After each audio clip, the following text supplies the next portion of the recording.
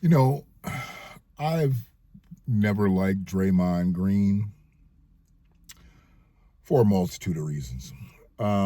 Just never liked him. And I know most people are going to say, well, I don't like him because he played for Michigan State. But Draymond was also from Saginaw, and I didn't like him before he went to Michigan State. I don't know if there was ever a chance of him coming to Michigan, but I didn't like him. And I probably wouldn't have liked him if he had played at Michigan. I don't like him. You know, there's just a lot of things that I'm sure people like about him or love about him. I don't like him. And I really had a hard time stomaching his professional career because he really thinks he's better than he really is. I think he's always thought that. And I believe that he's, as I think Austin Rivers called him, the luckiest basketball player of all time. He said some shit recently, and I don't even know the full story between him and Austin Rivers, but he said something about Charles Barkley, who is truly one of the greatest players to ever play in the NBA, who I was a fan of, who I am a fan of now as a broadcaster. It didn't sit well with me. But before I was able to even get this going about what he said to Charles Barkley, I hear this thing that Austin Rivers said about him. Frankly, I don't even care what Draymond said to make Austin Rivers go fucking apeshit on him. I just want to play it and then come back and comment on it and then give the real reason why I'm even making this video, because it wasn't about Austin Rivers, but somebody finally stood up to Draymond Green and put his ass in his place. It was beautiful. Let me get this shit. Hold on a second. Beautiful. Austin Rivers, kudos, motherfucker. Kudos. Come on, Draymond. This is ridiculous. Seriously. Ridiculous. But you know what? I'm going to address it because you crossed the line and you were mad disrespectful for whatever reason. You've been around too long. We both were drafted in the same class. The fact that you don't have the wherewithal to do your due diligence and actually understand I was being highly complimentary of you on the Dan Patrick Show. But it's you, and I shouldn't be surprised. You always act irrationally, emotionally immature, and your anger always puts you in hot water. So here I am having to address a video of you belittling my career. First off, Draymond, we weren't the same players in high school. I don't care about our numbers being similar. I did it at the national level, the top level. Hence why I got the Naismith Award, and I got pretty much every award you could think of in high school. I was ranked number one. You were ranked, I don't know. So cut it out. Next. College, you actually were you were actually a really good college basketball player, but it's hard to compare because I was only there for 6 months. Something you could never do. Talk about I was, one of the featured guys. No, I was the guy. I led my team in scoring. I was first team All-ACC, freshman player of the year, lottery pick. Stop. Next. The NBA, hey, man, you got it, Dre. I mean, listen, I played in the NBA for more than 10 years, more than a decade, but 11 years, but I'm not a Hall of Famer like you. So I'll give you that credit. All right? You got it. I'm not sure exactly if Draymond Green is a Hall of Fame player. He gave Draymond Green a ultimate compliment. Now, I know they letting a lot of motherfuckers in to Hall of Fames now across the board that don't necessarily deserve to be in there, and Draymond may slip in, but Draymond Green is not a Hall of Fame player, at least in my book. And that's not because I don't like Draymond. He's just not a Hall of Fame player. And we'll talk about that in just a second. But let's peel back that onion and understand why. Easy, Tiger. Okay? You have the delusion, the non-wherewithal, the irony of you saying I'm part of the biggest bailout in NBA history. Draymond, you are the luckiest basketball player I think I've ever seen, especially in modern day history. Let's talk about that. You were drafted to a franchise with the Hall of Fame front office, Bob Myers, Hall of Fame coach, Steve Kerr, the greatest shooter of all time, and perhaps the top 5 player of all time, Steph Curry, Hall of Famer. One of the greatest shooters, top 5 shooter of all time, another Hall of Famer, Klay Thompson. The Swiss Army knife himself, the guy who could do a little bit of everything on the floor, Andre Iguodala, another Hall of Famer. I know, keep up, it's a lot of talent. Not to mention one of the most lethal scorers of all time and arguably a top 10 player of all time, Kevin Durant, the same guy you chased off because of this, your mouth. You talk too much. And that's not even counting the plethora of talent around those guys. the Sean Livingstons, the Barbosas, the Andrew Wiggins, the Jordan Pooles, who you also chased off. Go blue. Cut it out. Draymond, you're the backpack jump shooter. You're the guy that everyone leaves open. No one guards you. There are hours and hours and hours of film of just you being left wide open. In fact, anybody could just YouTube or Google or watch any Draymond game ever, and he's open all game.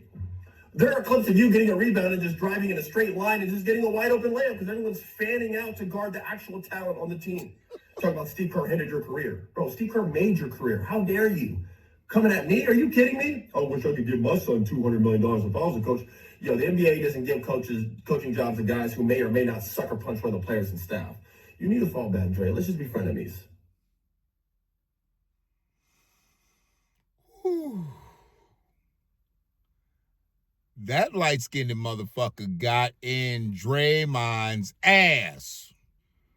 Now, I know there's a misnomer out there that dark-skinned people are meaner and tougher and whatever, but this light-skinned motherfucker right here,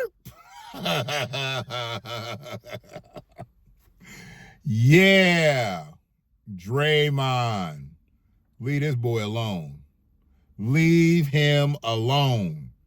You don't want none of him. He just read you in about 2 minutes. And it was prophetic. I don't believe he was off on anything. I don't believe he embellished on anything. He didn't fabricate anything. This shit was all true. Now, I'm not going to say Draymond's a bum and this, that, and the other. No, because Draymond's obviously a good player. He's been playing in the NBA for a long time. But he said something about one of the greatest players ever. And I don't even know how to feel about it. But I'm going to play it, and that's what I'm really going to cook on. He was on the NBA on TNT or whatever it's on now. I don't know what station they're on. And decided he would take a straight shot at Barkley.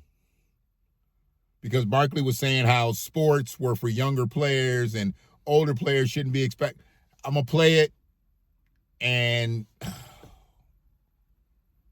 sports are for young people. You hope to have a great long career, but sports, nobody wins when they're 37, 38. But you said what you said. I want to hear if he believes what you're talking.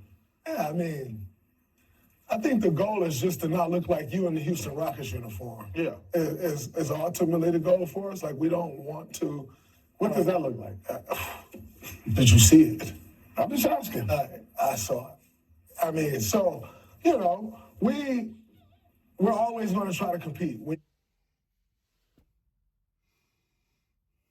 Yeah. Is ultimately the goal for us. Like, we don't want to. What does that look like? Did you see it? I'm just asking. I saw it. Yeah, I mean, I think the goal is just to not look like you in the Houston Rockets uniform. Yeah. Is ultimately the goal for us. Like, we don't want to. What does that look like? Did you see it? I'm just asking. I saw it.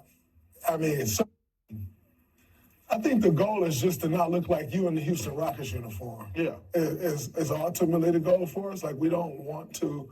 What does that look like?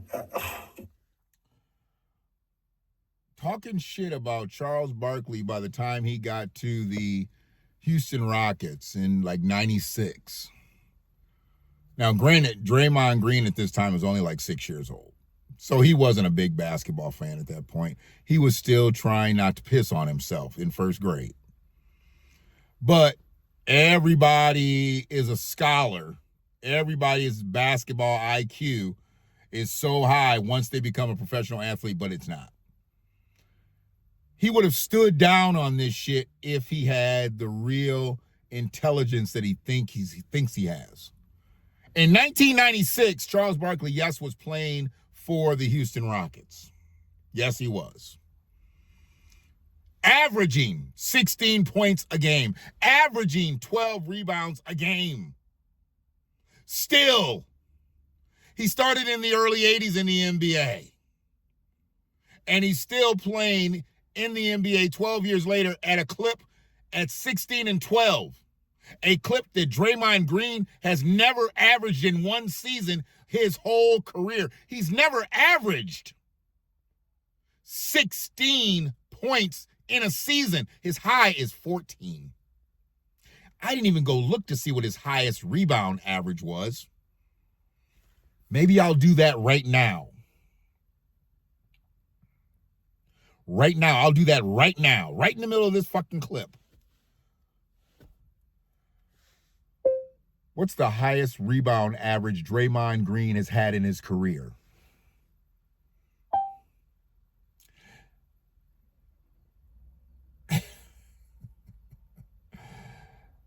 Yeah. His highest was 10.1.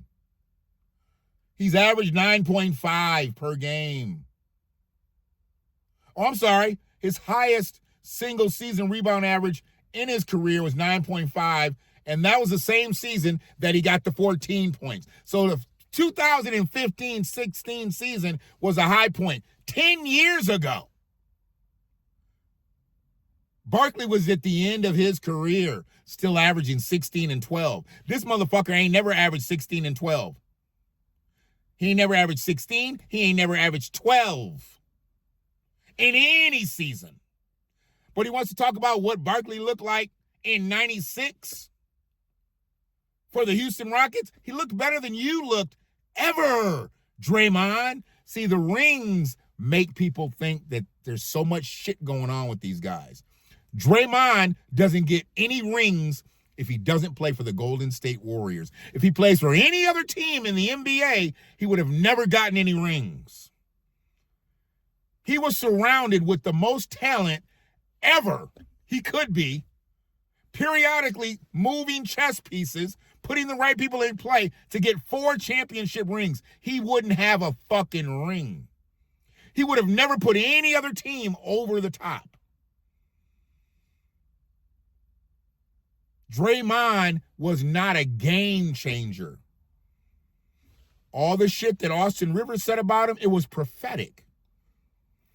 The most prophetic thing he said about him was he was the luckiest basketball player in the world. To be able to play with that plethora of talent, to have the coach, to have the front office, and to not really have to do shit but be a mid-level motherfucker. Yeah, he was their enforcer, this, that, and the other. No, he's just a bully.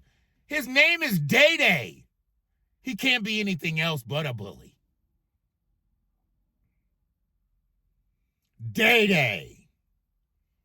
Draymond Green. Austin Rivers says he's a future Hall of Famer. If he makes it in, great. If he doesn't, I'm not surprised. Seeing that he can't average what Charles Barkley averaged at the end of his career, but he wants to talk shit about him because Charles don't have no rings. That's everybody's big thing on Charles. But if you notice, when he cracked that joke, not one motherfucker said shit on that fucking panel. That shit landed hard, Draymond. It landed hard. It didn't go hard. It landed hard. Like a cinder block falling off the fucking Wolverine Tower over here. It's a sad case in Ann Arbor, seeing that building fall. Sign of the times. But I'm done. I don't normally talk about sports. I don't normally talk about sports figures. But when I do talk about sports, and I talk about sports figures, it ain't got shit to do with the score of the game. But I am going to talk about what counts. And also tonight, what counts? Go Pistons. Game 2 against Cleveland. Probably already going on, but I didn't rush home to go see the motherfucker. Because I can't see the motherfucker. I ain't got Prime Video. Even though I think I might have Prime Video since I have Amazon. I don't know. I don't want to have to be fucking searching the interwebs to watch basketball. I like to just find it on the $200 Xfinity fucking cable that everybody pays to watch basketball on. Not www. whatever the fuck. So shout out to Austin Rivers. And I know Barkley didn't think shit of this. Barkley ain't never going to see this. Draymond ain't never going to see this. And Austin Rivers ain't never going to see this. But you know who's going to see it? The motherfuckers who's right here watching it. That's all I really care about. Y'all be good. I'm done.